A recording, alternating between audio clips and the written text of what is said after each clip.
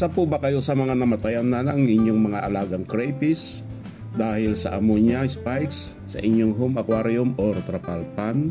Sa The Urban Crayfish Farmer video number 10 na ito, subukan natin i-discuss kung anong cause ng ammonia spikes at kung paano nagkakaroon ng ammonia ang ating mga aquarium at trapal pan. Sa video rin ito ay i-share ko kung paano ko mag-water change at pati na rin ang pagpalit ng cotton wool filter media ng aking mga DIY filter. Pero una sa lahat, nais kong ipaunawa na ang mga impormasyon na aking i-share ay galing sa mga article na aking nabasa online at sa aking maikling karanasan sa pag-aalaga ng crayfish sa urban home settings.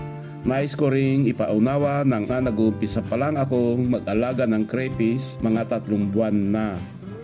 Ang aking ginawang pag-aaral ay naging magandang resulta ito at hindi pa ako nakaranas ng namatayan ng crayfish. Okay, ano ang ammonia sa ating crayfish aquariums at trapal pans? Ang ammonia ay galing sa waste product ng mga isda at sa ating mga crayfish. Ang karamihan ng ammonia ay nanggagaling sa mga gills ng mga isda at sa ating mga crayfish at sa mga poops nila na naipon. Ang ammonia ay nanggagaling din sa mga nabubulok na at hindi naubos na pagkain at mga nabubulok na organic matters sa aquarium or sa ating mga trapal pans. Ang sobrang concentration ng ammonia sa tubig ay mahirap matanggal ng mga isda at sa ating mga crayfish sa kanilang katawan. Ang build-up ng ammonia ay nagkukos ng stress, sumisira sa mga gills at internal organs ng mga crayfish na nagiging sanhi na rin ng kanilang kamatayan. Ang ammonia ay natatanggal sa aquarium system gamit ang biofiltration. Ang mga examples ng biofilter ay ang mga lava rings or rocks, ceramic rings, K1 biofilter, bioballs, sponges at iba pa. Ang biofilter ay nagbibigay ng substrate or tirahan ng mga nitrifying bacteria para dumami ang mga beneficial bacteria. Ang nitrifying bacteria ay kumukonsume ng ammonia at nakakagawa ng nitrite na toxic din sa mga isda or sa ating mga crayfish. Ang ibang nitrifying bacteria sa biofilter ay kumukonsume ng nitrite at nagproproduce ng nitrate ay hindi naman toxic sa karamihan sa freshwater fish kasama na ang ating mga crayfish, maliban na lang pag mataas at talaga ang levels. Ang ammonia nitrite at nitrate ay maaring mababawasan sa pamamagitan ng water changes. Ang ibang nitrate ay nakokonsume ng mga aquatic plants. Sa natural na system at sa mga ibang aquarium systems, ang nitrate ay nakoconvert sa nitrogen gas sa tawag na denitrifying bacteria. Ang conversion ng ammonia to nitrite o nitrate at to nitrogen gas ay tinatawag na nitrogen cycle. Ang nitrifying bacteria or beneficial bacteria ay likas lang na nasa environment pero kailangan ng mahabang panahon para maipon sa mga biofilter media bago ito lubusang maging efficient sa pagtanggal ng mga waste na nanggagaling sa mga isda or sa ating mga crayfish. Ang paggamit ng ating bagong aquarium or trapal pan setup on the same day or katatapos lang ng 1 or 2 linggo ay sure na recipe of disaster. Ang beneficial bacteria sa biofilter ay nangangailangan ng mga 3 to 8 weeks para ma-cycle at ma-establish at para ang nitrogen ammonia water cycle ay kontrolado.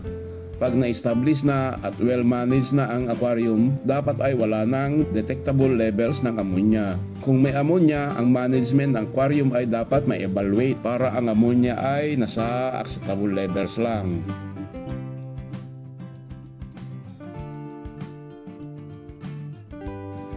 Paano ma-eliminate or mabawasan ang ammonia sa ating mga crayfish aquarium or trapal pans? Una, water change. Ang pinakamabilis para malis or mabawasan ang ammonia sa ating mga aquarium ay water change sa regular na interval. Ang water change ay hindi matutugunan ang saninang mataas na ammonia pero tumutulong para mabawasan ang concentration para mas safe ang ating mga crayfish. Gawin regular ang water change, mga 20% to 25% kada water change. Pangalawa, increase biological filtration. Pag hindi naman emergency, ang best natural method sa pag-alis ng ammonia sa ating mga aquarium at trapal pan ay bigyan ng panahon ang mga beneficial bacteria para magtrabaho. Mas mainam ay maglagay ng mechanical at biological filter. Pangatlo, add beneficial rock, ceramic at lava rings. Maraming porous rock, ceramic at lava rings at iba pa ay ang pinakabisa mapalakas ang biological capacity ng ating aquarium at trapal pan. If may mga ekstrang porous rock, ceramic at lava rings, ikalat lang sa sahig ng aquarium floor or trapal pan. Pang-apat, add freshwater aquarium plants. Ang paglalagay ng aquarium plants ay effective sa pag-control ng ammonia levels sa ating mga crayfish aquariums at trapal pans. Pero importanteng maintindihan na ang pinakamabisang paraan para matanggal ang ammonia sa ating mga aquarium at trapal pan ay prevention. Una, make sure na ang aquarium or trapal pan water ay completely cycled. Ang pag-cycle sa tubig ay pinaparami ang mga beneficial bacteria sa biofilter media. Ang mga bacteria sa mga biofilter rocks at ceramic rings ay mangangailangan ng mga 8 weeks to cycle para ma-establish or ang nitrogen ammonia water cycle ay controlled. Pangalawa, huwag biglaan or maramihan ang paglagay ng crayfish sa mga bagong aquarium or trapal pan. Huwag din i-overload ang system. Kailangan munang pabayaan ng population ng mga beneficial bacteria na lumaki over time bago magdagdag ng crayfish. Pangatlo, do not overstock. Kailangan maintindihan ang ratio ng dami ng ammonia na napoproduce versus sa aquarium water volume. Ang mga beneficial bacteria can only convert so much ammonia at one given time. Pang-apat, do not overfeed. Bagamat gusto nating mabusog ang ating mga crayfish, ang sobrang dumi ng mga crayfish at ang mga natirang pagkain ay nagre-resulta ng deadly ammonia spike. Dapat tanggalin ang mga excess food na hindi naubos. Pang-lima, perform regular fish tank maintenance.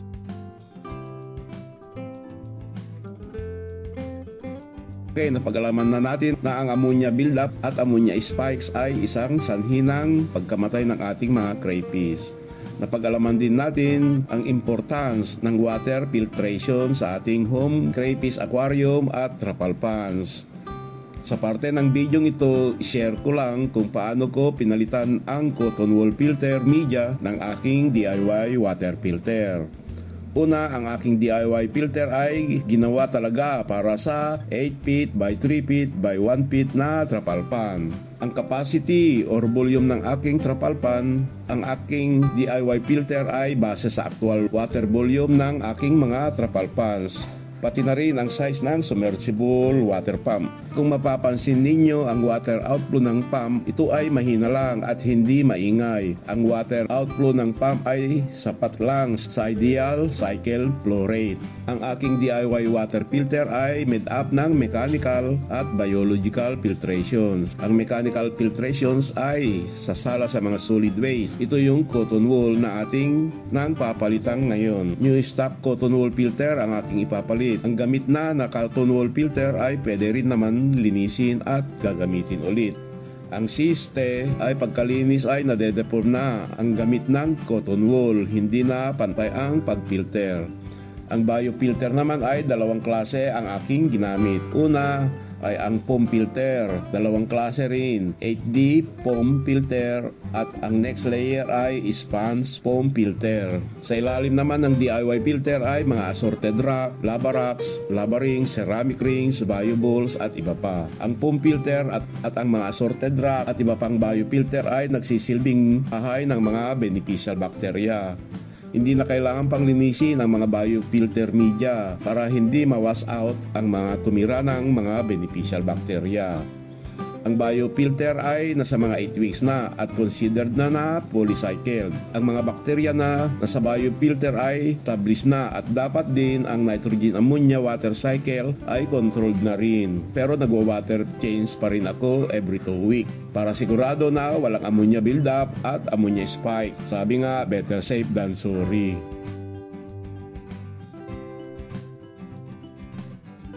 Sa pangatlo at huling part ng video na ito ay i-share ko rin kung paano ako nag-water change sa aking mga trapal pan. Ang regular water change ay parte ng aking panlaban sa ammonia buildup sa ating mga aquarium at trapal ponds. Kung gaano kadalas ng water change ay nakadepende sa kondisyon ng water, nitrogen, ammonia cycle. Kung bago pa ang aquarium or trapal pond, dapat dalasan ang pag-water change.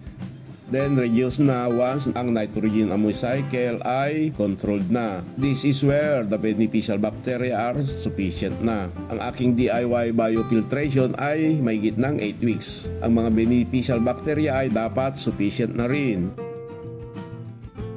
Pero nagwa-water change pa rin ako every 2 weeks sa aking mga trapal ponds.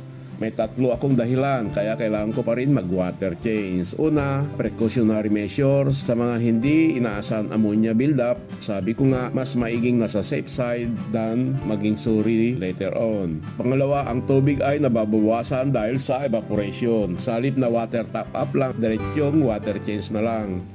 Pangatlo, ito ang the best time para malinis ang mga tirang pagkain na hindi naubos at mabawasan din ang mga naipon ng mga dumi sa mga ilalim ng hides at mga ceramic rings. Sinasaipon ko lang ang mga natirang pagkain at mga dumi hanggang ang tubig ay mabawasan ng 20% to 25%. Para paniguradong 20 to 25% ang nabawas ay sinusukat ko pa ang level ng tubig gamit ang steel roller. Pagkatapos ay ire-refill na ng malinis at chlorine-free na tubig. Galing ito sa aking elevated water tank na nakaimbak na din ng matagal.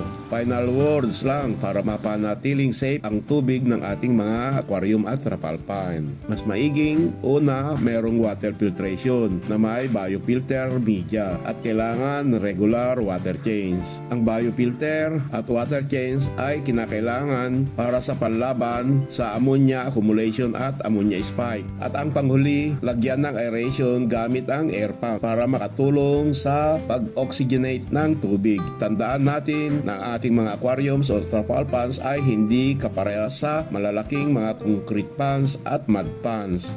Ang mga water parameter at conditions ay medyo kontrolado pagdating sa ammonia spike build-up at mas malamang malayo magkaroon ng ammonia build-up or ammonia spikes. Salamat!